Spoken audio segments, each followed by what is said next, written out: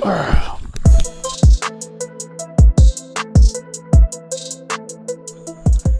good morning semua. Hari ni kita pergi Solo pagi ni. Misi nak cari toman. Okay? Nak cari toman. Sebab semalam ada nampak banyak toman dekat dalam. So kita terus pergi dalam. Kita ambil masa dalam 2 ke 3 jam lah. Kalau tak dapat, kita balik lah. Okay, apa-apa guys, nanti kita update. Alright.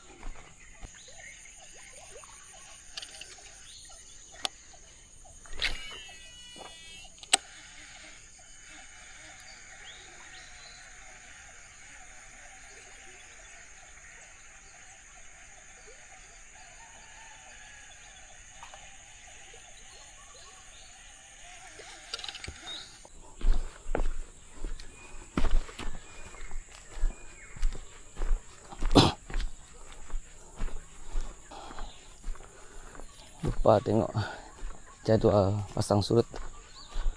So sekarang air tengah pasang. Tak tahulah, tengok. Kalau kemarin air cantik, tapi kita cuba je lah. Hopefully dah lah.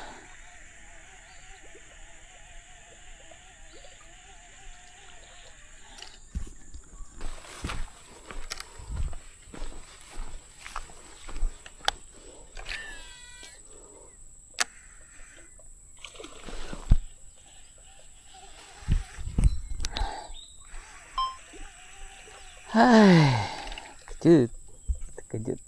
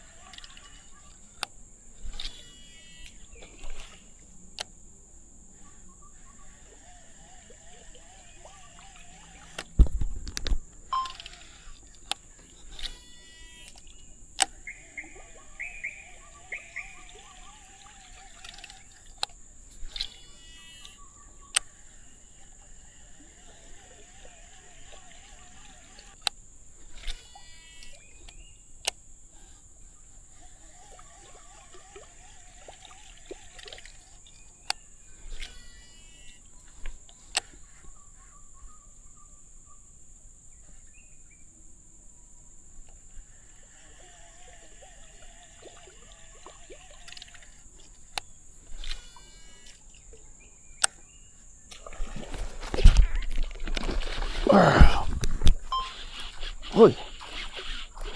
Okay. Wah, besar. Ada size ni. Wow. Ada size, mama kena mata.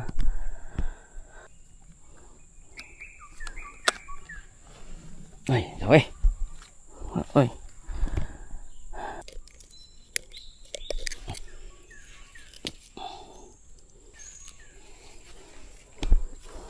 Okay guys, kita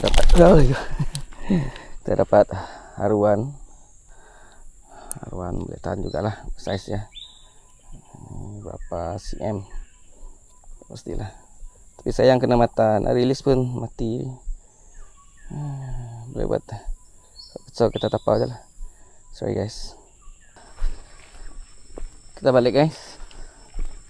Dari pukul 6.30, sekarang pukul 9.30. Ada 3 jam. 3 jam, satu je dapat. Ni, satu saja. Terpaksa bawa balik sebab terkena mata. Ada size ni. Ada size. Alright.